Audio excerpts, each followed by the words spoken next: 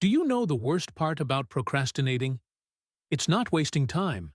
It's that feeling of, I'm a fraud, while you're scrolling on your phone. The work is right there. The anxiety is right there. And you're frozen. It happens all the time. You sit down to study, and 20 seconds later you're thinking, one quick video, and then I'll start. Spoiler, you don't start. But there's a method that can pull you out of that stuck state in under 5 minutes, even when you don't feel like it. It's not motivation. It's a reset. Stay, because the key part is weird. But it works. First, if you procrastinate, you're not lazy. It's almost always a mix of fear of doing it wrong, overwhelm because it feels too big, and your brain saying, let's avoid the pain. So yeah, your brain is trying to protect you. It just does it in a terrible way. The solution isn't try harder. The solution is making starting ridiculously easy. Here's how to do it in 5 simple steps. Step 1. Name the monster. First step. Say out loud what's happening. When you verbalize it, the problem stops being, I am the problem, and becomes, this is a state, not an identity. And now comes the part that makes you start even when you're tired. Step 2. Physical reset. You don't need a new life. You need a 60-second reset. Do this. Stand up. Drink water or wash your face. Take 3 slow breaths. Why does it work? Because your body is in avoid mode, and a physical reset breaks the loop. It's like rebooting a PC when it freezes. It doesn't fix everything, but it lets it work again. Now the important part, don't do the whole task. Do something way smaller. Step 3. The first move rule. The typical mistake is thinking, I'm going to study for 2 hours. That's scary. Your brain sees it like a mountain. The rule is this. You only need the first move.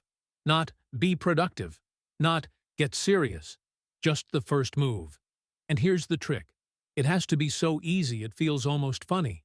Because the real goal isn't massive progress. It's breaking the ice. Step 4.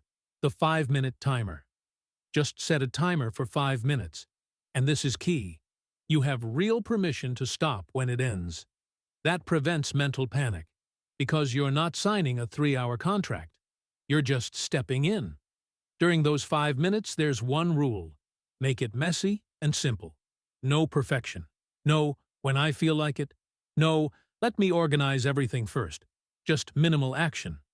Your brain goes from, this is too much, to, okay, I'm in. Step 5. The bridge to keep going. When the timer goes off, there are 2 options. Option A, stop, and that's fine. The reset is done. Option B, the magic. Ask, can I do 5 more minutes? Most of the time, yes. Because you're not starting anymore, you're already in. The secret is this. The hard part isn't working. The hard part is starting. It's not about doing it perfectly. It's about proving, I'm someone who starts. Common mistakes and how to avoid them. Mistake 1. Let me organize first. Careful. Organizing can be another form of procrastination. Mistake 2. I'll start when I feel like it. If you wait for motivation, you lose. Motivation comes after you start. Mistake 3. If I don't do much today, it doesn't count. It counts.